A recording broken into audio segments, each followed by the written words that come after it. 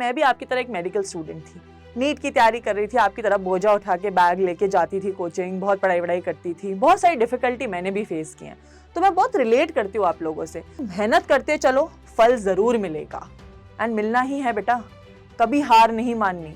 जो हार जाते हैं वो बार बार हारते रहते हैं, हार के जीतने वाले को कहते हैं बाजीगर। कि बायोलॉजी बेटा आपका 50% वेटेज कैरी करती है नीट में, और कोई भी चीज जो 50% वेटेज ले रही है आपका सिलेक्शन डिसाइड कर रही है बेटा। इसको तो रोजाना ही पढ़ना है। घर में अपने दीवार पे, नोटिस बोर्ड पे कहीं भी एक शीट लगा लेना जिसमें आप अपने फॉर्मूलाज या कुछ इंपॉर्टेंट पॉइंट्स लिख लो एंड क्वेश्चन प्रैक्टिस करना शुरू कर दिया करो, तो फिजिक्स में इससे आपको बहुत हेल्प होगी। हेलो बच्चों, मैं हूं आपकी दोस्त, आपकी बहन, मानने को भाई भी मान सकते हो, जो आपका एंड तक नीट की जर्नी में साथ देगी। दैट इज साथ निभाना, साथिया वाला साथ देगी। दैट इज योर सारथी। अब क्या होता है, मैं भी आपकी तरह एक मेडिकल स्टूडेंट थी, नीट की तैयारी कर रही थी, आपकी तरह बोझा उठा के बैग लेके जाती थी कोचिंग, बहुत पढ़ाई करती थी, बहुत सारी डिफिकल्टी मैंने भी फेस की है, तो मैं बहुत रिलेट करती हूँ आप लोगों से। वो छोटी छोटी चीजें जहां बच्चा अटकता है, घबराता है, गाइडेंस मांगता है, I have been through this. तो मैं आज आपको रास्ता दिखाने वाली, होता है ना गूगल मैप की तरह, आपका मैप ऑन हो जाएगा, वैसे ही मैम आपको ऑन कर देगी, एक्टिव बना देगी एकदम, कि कैसे किसी चीज की तैयारी करनी है। तो आज हम डिस्कस करते हैं इस रोड मैप को। रोड मैप शुरू होने से पहले हमें कुछ की पॉइंट्स का ध्यान रखना चाहिए। भले ही तैयारी आप अभी से करो, आज से करो, कल से करो, परसों से करो, बहुत शुरू से करो, ये पॉइंट्स हमेशा याद रहने चाहिए। अब पहला पॉइंट क्या है? पहला पॉइंट है स्टॉप वेस्टिंग टाइम। वक्त की बर्बादी करना बंद करें। बहुत बच्चों की आदत होती है कि मैम अब है ना, मेरे को तो लग रहा है मेरा सिलेक्शन नहीं होगा, तो है ना मैं कुछ और चीज का ऑप्शन ढूंढ लूं क्या, अब मेरा मन नहीं लग रहा है। कई बार पढ़ते पढ़ते ही अलग ही दुनिया के सपनों में खो जाना, तो ये चीज सबके साथ होती है ना, तो दिस चीज हैज टू बी स्टॉप्ड। रोक दो, रुक जाओ। क्या होता है, अपने एम के टुवर्ड्स पढ़ाई करो, सब भूल जाओ। फल मिलेगा नहीं मिलेगा, कर्म करते रहो, फल अपने आप मिलेगा। सब कुछ भूल के, बुक खोल के सिर्फ उसी में ध्यान देना है। एंड में क्या होगा क्या नहीं होगा वो सब नहीं सोचना है, समझे? Second, consistency. हमेशा कुछ भी करो तो उसमें रेगुलर रहो। कुछ बच्चे होते हैं जो शुरू में ना एकदम जोश में 24 में से 22 घंटे 20 घंटे पढ़ने लग जाते हैं, फिर क्या होता है, एक वक्त आता है जो वो थक जाते हैं और हार जाते हैं, और ये चीज बहुत जल्दी होती है उनके साथ। तो क्या होता है, जरूरी नहीं है आपको रेस जीतने के लिए ज्यादा घंटे पढ़ने की जरूरत है, भले 8 से 10 घंटे पढ़ो, पर रोजाना पढ़ो। कुछ दिन होते हैं जब किसी का मन नहीं करता है पढ़ने का, मेरा भी काम करने का मन नहीं करता है, कुछ दिन चलता है, इतना ऊपर नीचे चलता है, बट कंसिस्टेंट रहना बहुत जरूरी है। तीसरी चीज, टेस्ट टाइम पे देना। बहुत बच्चे क्या करते हैं, मैम है ना मैं सोच रहा हूं मेरा सिलेबस नहीं हुआ है, टेस्ट बाद में दे दूंगा। मैम मैंने ना सिलेबस पूरा नहीं करा है, तो अब है ना मैं सोच रहा हूं कि मैं 2-3 महीने बाद ही शुरू करूंगा। इस बार मैम तबीयत खराब होगी तो छोड़ देता हूं। तो बेटा ये रीजन है ना बिल्कुल नो है। क्या होता है, टेस्ट वो एक शीशा है, वो जैसे ना अपन जब घर से बाहर जाते हैं अपन अपने आप को शीशे में देखते हैं कि हाय मैं कैसा लग रहा हूँ, स्मार्टी। तो उसी तरह बेटा टेस्ट आपको दिखाता है आपकी असलियत, कि आप कैसे लग रहे हो, कैसा आप कर रहे हो। तो वो आपको बेटा वीक में एक बार तो देना ही देना है। तो this should be once a week. भले ही सिलेबस पूरा हुआ हो, नहीं हुआ हो, आधा अधूरा हुआ हो, एक ही चैप्टर हुआ हो, देना है तो देना है। नेक्स्ट चीज इज रिवीजन। क्या होता है, जब तक दोहराओगे नहीं याद कैसे होगा। जैसे कि मान लो आप मुझे आज मिले, आपने नाम बताया XYZ, 3 महीने बाद मिला, आपने वापस नाम बताया, मेरे को आपको याद भी नहीं आएगा। क्यों? क्योंकि आप मुझे रोजाना नहीं मिल रहे थे। मान लो आप मुझे हर 2-3 दिन में क्लास में दिखने लग गए, आने लग गए, है ना, मुझे छाने लग गए मेरी नजरों में, तो ऑब्वियसली नाम याद हो ही जाएगा। तो रिवीजन भी बेटा उसी तरह है, हर छोटे छोटे पल में नहीं करोगे तो भूल जाओगे। अब कैसे करना है रिवीजन? कोशिश करो हर थोड़े दिन में, 1 दिन में, 3 दिन में, 7 दिन में, 15 दिन में रिवीजन कंटिन्यूस रहे, नजरों से चीज निकलती रहे। अब बहुत बच्चे मुझसे इधर पूछते हैं कि मैम है ना यार पढ़ाई तो हो नहीं रही, रिवीजन कैसे कर लें, इतना सारा है, पूरा उठा के पढ़ना पड़ता है। कौन कह रहा है पूरा पढ़ो? जैसे आपने जब पहली बार पढ़ा तो सिर्फ मान लो नोट्स पढ़ लिए, फिर एनसीईआरटी पढ़ ली, फिर आपने क्वेश्चंस रिवाइज कर लिए नेक्स्ट बारी में, उसके बाद वापस नोट्स पढ़ लिए। तो रिवीजन टुकड़ों में करो। पूरी मिठाई का डब्बा घर पे आते पूरा ठूस थोड़ लेते हो, अब भाई पूरा ठूस रहे हो तो पूरा नहीं ठूसा जाता, एक एक पीस खाया जाता है। उसी तरह रिवीजन भी टुकड़ों में किया जाता है। तो always try do the revision in this way. Next चीज, क्वेश्चन प्रैक्टिस एंड टाइमर। क्या होता है, बहुत बच्चों को गलतफहमी होती है कि क्वेश्चन प्रैक्टिस नहीं करेंगे हम बायो में या केमिस्ट्री के कुछ पार्ट्स में, थ्योरी है करनी क्यों है, इसके रट्टे मारो बस। नहीं, क्वेश्चन प्रैक्टिस बेटा करनी ही है। जब तक किसी चीज को प्रैक्टिकली परफॉर्म करके नहीं देखोगे, अपनी थ्योरी को टेस्ट नहीं कर पाओगे। तो क्वेश्चन प्रैक्टिस करनी है और टाइमर लगा के करनी है। अब मैम टाइमर क्यों?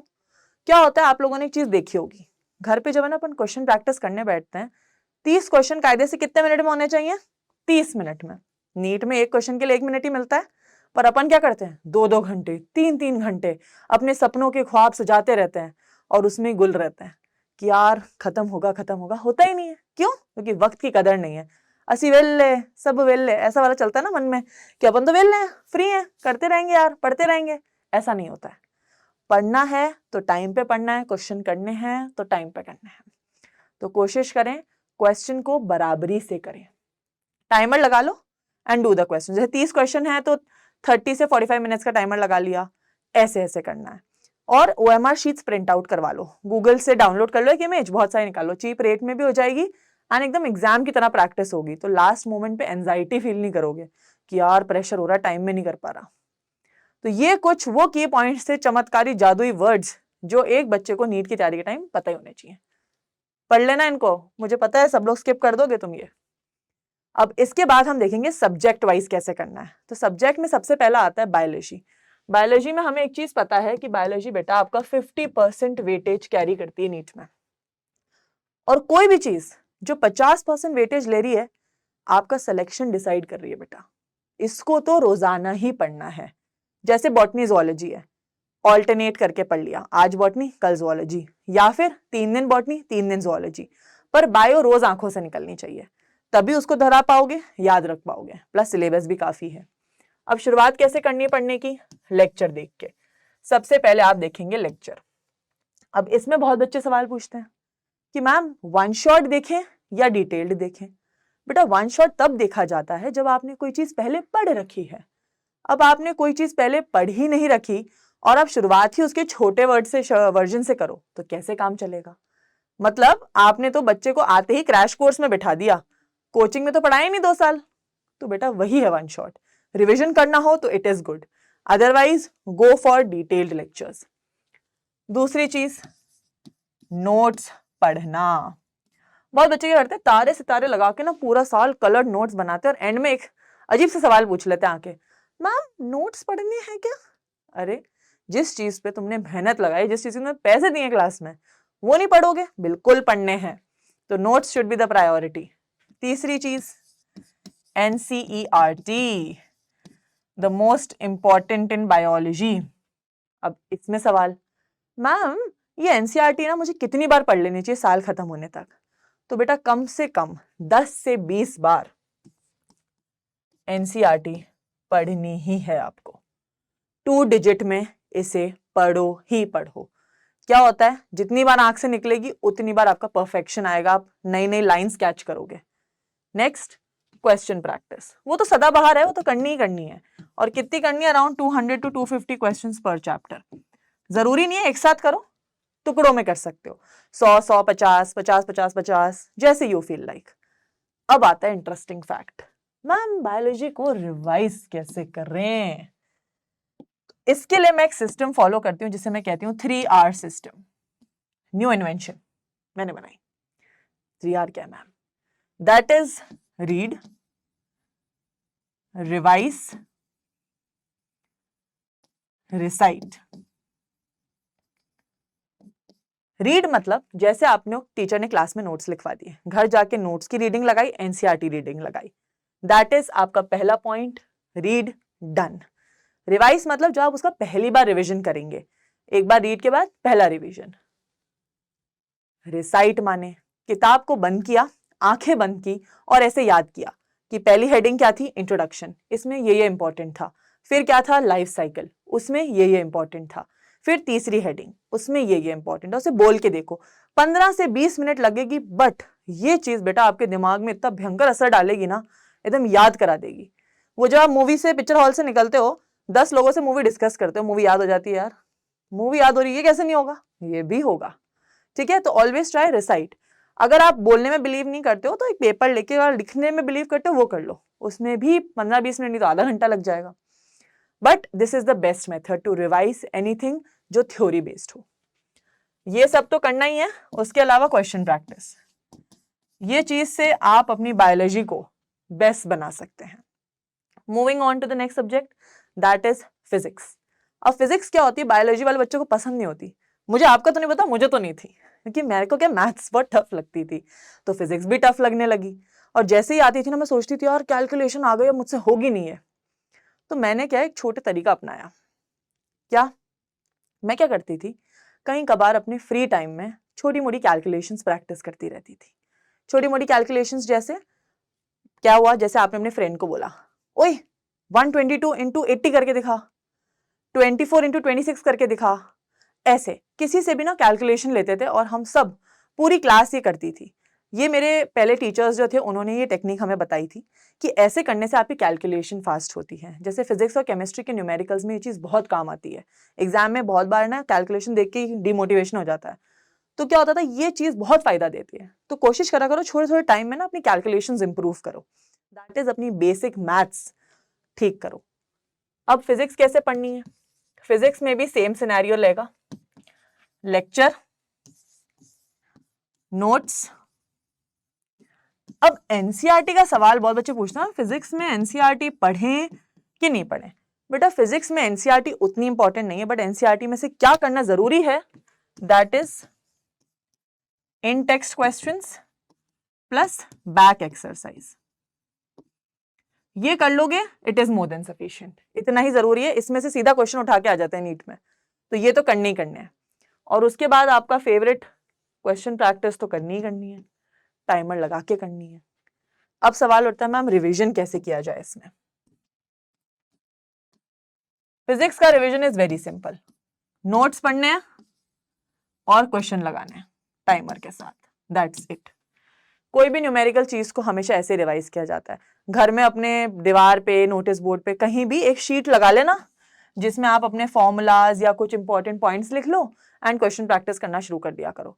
तो फिजिक्स में इससे आपको बहुत हेल्प होगी। नेक्स्ट आ जाता है आपका केमिस्ट्री। अब केमिस्ट्री क्या है, एक ऐसा सब्जेक्ट है जो कुछ बच्चों को बहुत पसंद है, कुछ बहुत ओवर एक्साइटेड होते हैं, कुछ बहुत लो लेते हैं। तो ये ऐसा सब्जेक्ट है जिसको ना सब ऐसे थोड़ा टाइम पास वाला लेते हैं, बीच का सब्जेक्ट है ये, ना बहुत पसंद, ना बहुत अच्छा लगता है, ना बहुत बेकार लगता है। तो अब कैसे पढ़ा जाए, सेम टेक्निक फॉलो करेंगे इसमें भी आपको पढ़ने तो वही है, lecture, notes, NCERT, question practice. ये चारों चीजें हर सब्जेक्ट में सेम रहेंगी। रिवीजन में आएगा मेजर फर्क। तो मैम रिवीजन में क्या फर्क आ रहा है, क्या करोगे आप, केमिस्ट्री 3 पार्ट्स में आती है, इनऑर्गेनिक, ऑर्गेनिक एंड फिजिकल। तो इसको रिवाइज भी उसी ऑर्डर में करोगे। अब रिवाइज कैसे करना है, इनऑर्गेनिक काफी थ्योरी बेस्ड होती है, सेम एज बायोलॉजी, मतलब होता है ना ज्यादा लर्न करने की चीजें हैं। तो इसको भी आप क्या फॉर्मूला फॉलो करोगे, 3R, रीड, रिवाइज, रिसाइट। उसी तरह इनऑर्गेनिक को याद करना है। ऑर्गेनिक में क्या फॉर्मूला बेस्ड है, काफी कुछ ड्रॉ करना पड़ता है। तो कोशिश करें जब भी ऑर्गेनिक रिवाइज करें, हैंड राइट करके करें, लिख के, ठीक है। Physical chemistry same as physics, एकदम न्यूमेरिकल बेस्ड। तो आपको इसमें क्या करना है, वही procedure, notes then question practice. इस तरह आप केमिस्ट्री कर सकते हैं, सॉर्टेड। अब कुछ ऐसी चीजें मैं आपको बताना चाहती हूँ जो मतलब है ना इंपॉर्टेंट भी है और मजेदार भी है। दैट इज, पहली, नेवर गिव अप। मेरे ना एक टीचर थे, वो हमेशा एक बात कहते थे कि बेटा यू नेवर नो, कब पता क्या हो जाए, क्या पता कौन सा दिन आपका दिन हो और किस दिन आप सिलेक्शन हो जाए, क्या पता आपका आपका आपका सबका सिलेक्शन हो जाए। You never know. मान लो 6 महीने पहले से तैयारी करी तो सिलेक्शन हो गया, 8 महीने से की सिलेक्शन हो गया, 1 साल से करे तो तैयार सिलेक्शन हो गया। तो कभी वक्त का पता नहीं। हाँ, किस्मत जो होती है 4-5% ही होती है, बाकी सब हार्डवर्क और स्मार्ट वर्क होता है। तो मेहनत करते चलो, फल जरूर मिलेगा एंड मिलना ही है बेटा। कभी हार नहीं माननी। जो हार जाते हैं वो बार बार हारते रहते हैं। हार के जीतने वाले को कहते हैं बाजीगर। आय है क्या लाइन मारी मैंने, मजा आ गया। तो हार के जीतना है हमें, ठीक है। हमेशा लोज आएंगे, अप्स आएंगे, मजबूत रहो, तैयारी मत छोड़ो। दूसरा, डोंट क्राई। मानती हूं कभी कभी रोने से दिल हल्का हो जाता है, बट रोना नहीं है, डिप्रेशन नहीं लेना, एंजाइटी नहीं लेनी। हमेशा ना ऐसी बड़ी सी स्माइल इतनी करके चलनी है। हमेशा हंसते रहो। हंसने से क्या होता है, ब्लड प्रेशर ठीक रहता है, बॉडी की हेल्थ ठीक रहती है, माइंड चिल रहता है, टेंशन कम आती है, और साथ में वेरी इंपॉर्टेंट, पानी पीते रहो। इस बेचारे को भी हम थोड़ा पानी पिला देते हैं। पानी बराबर जाना चाहिए पेट में। पानी से आधी चीजें दिक्कत दूर हो जाती है। क्या होता है, सोने की जो दिक्कत होती है ना बच्चों को कि मैम नींद बहुत आती है, वो इसलिए आती है क्योंकि ब्रेन में ऑक्सीजन कम पहुंच रही है। तो पानी ज्यादा पियो, ऑक्सीजन ज्यादा जाएगी तो जगे रहोगे। So follow these rules and I assure you बेटा आप बिल्कुल सिलेक्शन ला सकते हो। हर कोई ला सकता है, कुछ भी इस दुनिया में नामुमकिन नहीं है, ठीक है। कब जज्बात पलट जाए, कब वक्त बदल जाए, you never know. So all the best and do the best and rest is yours. Thank you everybody.